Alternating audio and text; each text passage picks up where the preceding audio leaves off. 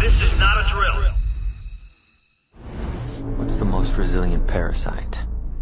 An idea. A single idea from the human mind can build cities.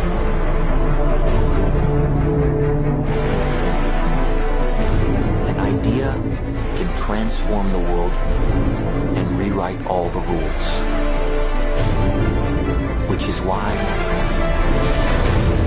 I have to steal it. He's hiding something, and we need to find out what that is. We gotta break out of here. Give him the kick!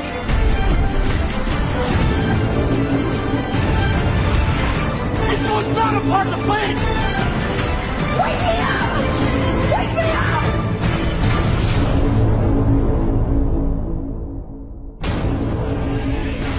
I know we have still not shattered that highest and hardest glass ceiling, but someday someone will, and hopefully sooner than we might think.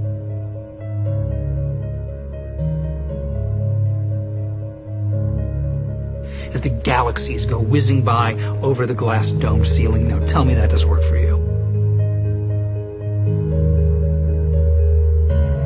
If it's true, does it change how I live my life? This is something that is not an easy answer because of the magnitude of what we're talking about here. How it will change your life, first of all, when you understand it, is dramatic, to say the least. Will it change you from having to go to your job every day and the things that you typically do every day? No. But when this knowledge becomes more mainstream and these agencies are starting to be held accountable, and you understand that they're all participating in this, not just the United States government, not just NASA, but China, Russia, India, all of them have space programs. They all have the same symbolism. They're all doing the exact same thing to their citizenry.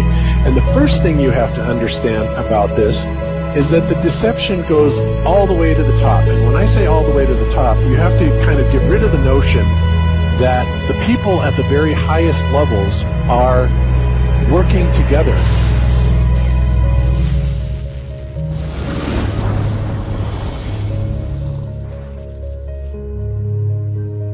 Why would they do this? Why are they trying to hide the fact that we are on an infinite plane or on a flat earth rather than a ball? Well, if you isolate people into the idea that they're on a blue marble that's in the middle of a universe that is really insignificant, and there's thousands or millions and billions of other worlds and possibly other civilizations, that makes most people think that we are insignificant and that we did actually come about as some sort of an accident.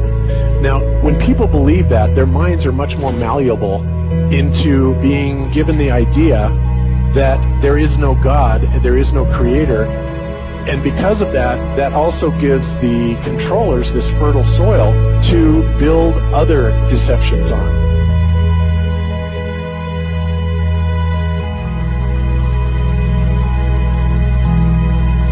Why do you think that Truman has never come close to discovering the true nature of his world until now? We accept the reality of the world with which we're presented.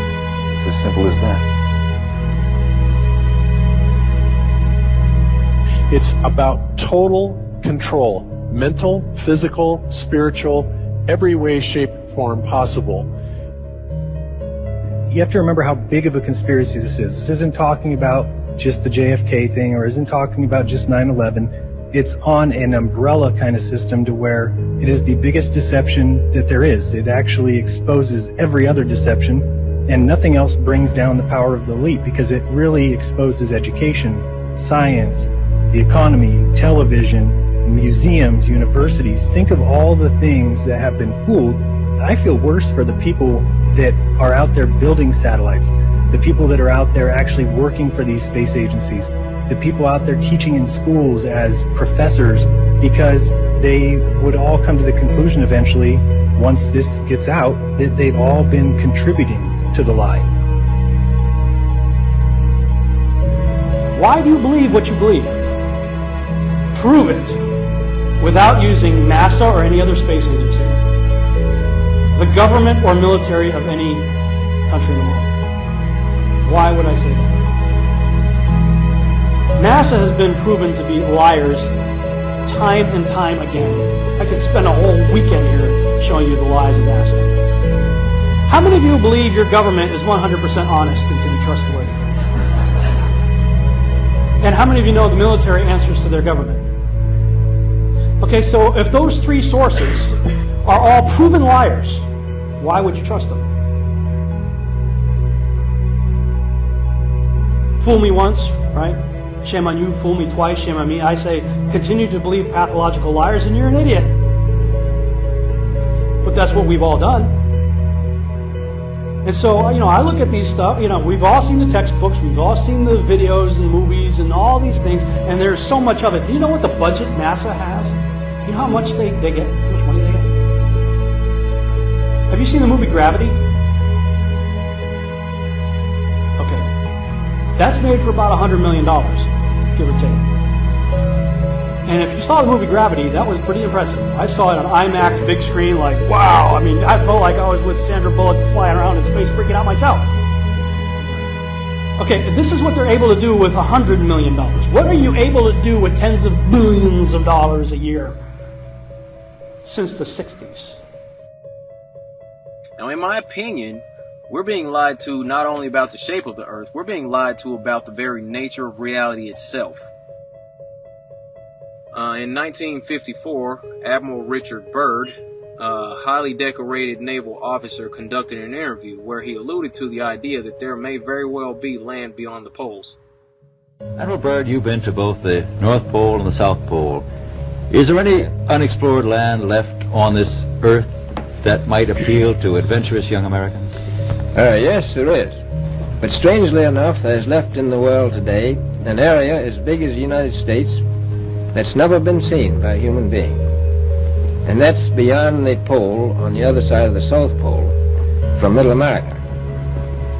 And I think it's quite astonishing that there should be an area as big as that unexplored. That's a tremendous So there's a lot of adventure left down at the bottom of the world. Well, Admiral, do you hope to see that? We don't know. That's the big problem. We don't know where we are. Okay? That's what we're all trying to figure out here. But there is the Antarctic Treaty where, 53 or so nations have signed saying that no one's going to lay claim to Antarctica and that there are massive restrictions for travel there. You can't just get up and go to Antarctica on your own. You have to have a tour guide with you, and there are only certain entry points, and there are limits on where you can go search. Personally, I think the unconquered South face is the only one worth scaling. It's a 20,000-foot sheer wall of ice, but that's never stopped me before.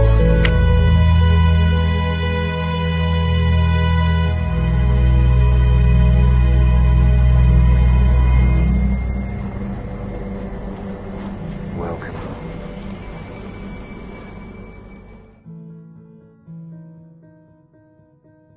No, I just want to stand on top of the wall and piss off the edge of the world.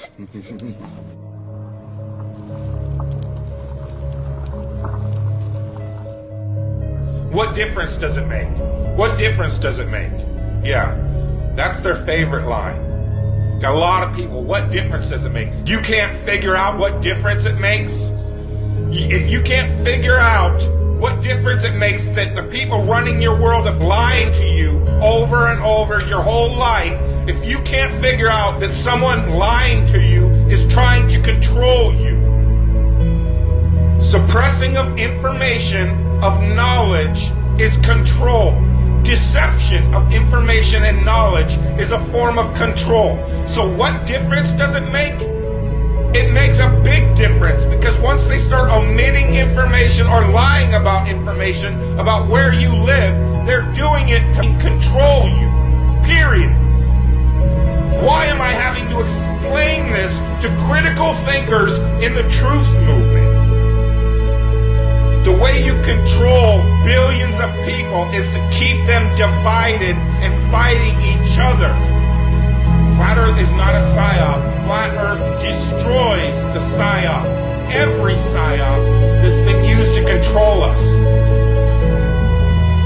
For as long long as they've known about it. So this system has been in power and control for hundreds of years, ever since they convinced the rest of the world that they didn't know where they live. It created this fantastical scenario to make people feel insignificant and to follow those that appear to know better. Why is the flat earth so important? Because it shows the deception. And if everybody would just come together and demand answers, they would be in checkmate. They would not know what to do. Train up a child in the way that he should go, and when he is old, he will not depart from it. I believe that's why we have so many who are indoctrinated to still believe and fight so hard for the heliocentric model. The reason being is because we've been taught the globe model since before we had the ability to think for ourselves. Think about that. Before you could think for yourself, before you could form rational thought, you've been taught that you live on a spinning ball, although your five senses tell you something totally different. Our senses tell us that the earth is flat and stationary, that the sun and moon and the stars rotate above us just as we see, that they make their annual cycles in such a way that we can calculate days, months, and years of the passage of time, just like in Scripture. The earth in itself works like a well-designed timepiece, and we all know that any timepiece that we can think of has a designer. What if the lie is to hide the existence of that designer? What if they're lying to us about this because they're hiding God?